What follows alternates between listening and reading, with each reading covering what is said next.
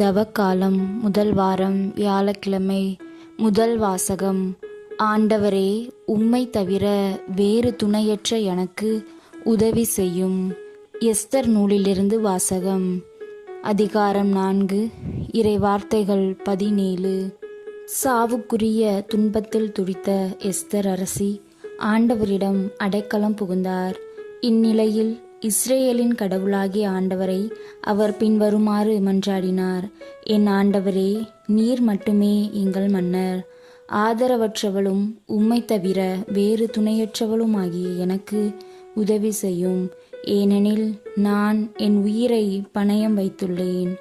ஆண்டவரே, நீர் எல்லா இனங்களிலிருந்தும் இஸ்ரேலை தெரிந்தெடுத்தீர் என்றும் அவர்களின் மூதாதையர் அனைவரிடையிலிருந்தும் எங்கள் முன்னோரை என்றென்றைக்கும் உம் உரிமை சொத்தாக தெரிந்தெடுத்தீர் என்றும் நீர் அவர்களுக்கு வாக்களித்ததையெல்லாம் நிறைவேற்றினீர் என்றும் நான் பிறந்த நாள் தொட்டு என் குலத்தாரும் குடும்பத்தாரும் சொல்ல கேட்டிருக்கிறேன். ஆண்டவரே, எங்களை நினைவு கூரும். எங்கள் துன்ப வேளையில் உம்மையே எங்களுக்கு வெளிப்படுத்தும். தெய்வங்களுக்கெல்லாம் மன்னரே, அரசுகள் அனைத்துக்கும் ஆண்டவரே, எனக்கு துணிவை தாரும். சிங்கத்துக்கு முன் நாவன்மையுடன் பேசும் வரத்தை எனக்கு வழங்கும்.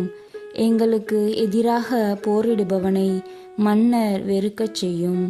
இதனால் அவனும் அவனைச் சேர்ந்தவர்களும் அழியச் செய்யும். ஆண்டவரே, உமது கைவன்மையால் எங்களை காப்பாற்றும். ஆதரவற்றவளும் உம்மை தவிர வேறு துணையற்றவளும் ஆகிய எனக்கு உதவி செய்யும். ஆண்டவரின் அருள்வாக்கு. இறைவா, உமக்கு நன்றி. பதிலுரை பாடல். திருப்பாடல் 138. பல்லவி.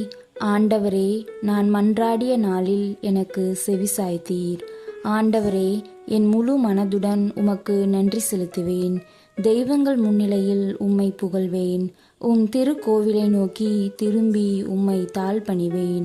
பல்லவி. ஆண்டவரே, நான் மன்றாடிய நாளில் எனக்கு செவிசாய்த்தீர். உம் பேரன்பையும் உண்மையையும் முன்னிட்டு உமது பெயருக்கு நன்றி செலுத்துவேன். ஏனெனில் அனைத்திற்கும் மேலாக உம் பெயரையும் உம் வாக்கையும் மேன்மையுறச் செய்துள்ளீர். நான் மன்றாடிய நாளில் எனக்கு செவிசாய்த்தீர். என் மனதிற்கு வலிமை அளித்தீர். பல்லவி.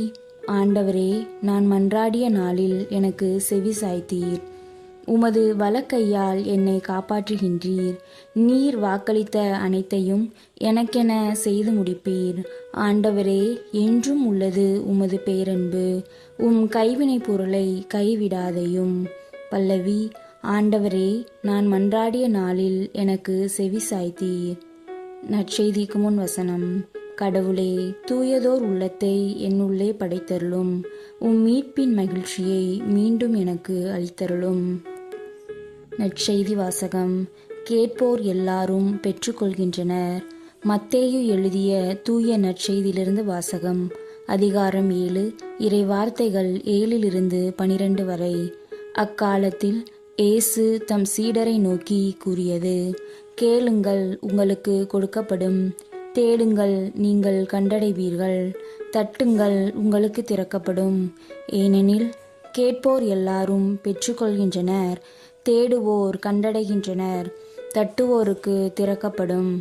உங்களுள் எவராவது ஒருவர் அப்பத்தை கேட்கும் தம் பிள்ளைக்கு கல்லை கொடுப்பாரா? அல்லது பிள்ளை மீன் கேட்டால் பாம்பை கொடுப்பாரா? தீயோர்களாகிய நீங்களே உங்கள் பிள்ளைகளுக்கு நன்கொடைகள் அளிக்க அறிந்திருக்கிறீர்கள். அப்படியானால் விண்ணுலகில் உள்ள உங்கள் தந்தை தம்மிடம் கேட்போருக்கு இன்னும் மிகுதியாக நன்மைகள் அளிப்பார் அல்லவா? ஆகையால் பிறர் உங்களுக்கு செய்ய வேண்டும் என விரும்புகிறவற்றை எல்லாம் நீங்களும் அவர்களுக்கு செய்யுங்கள். இறை வாக்குகளும் திருச்சட்டமும் கூறுவது இதுவே. ஆண்டவரின் அருள்வாக்கு. கிறிஸ்துவே, உமக்கு புகழ்.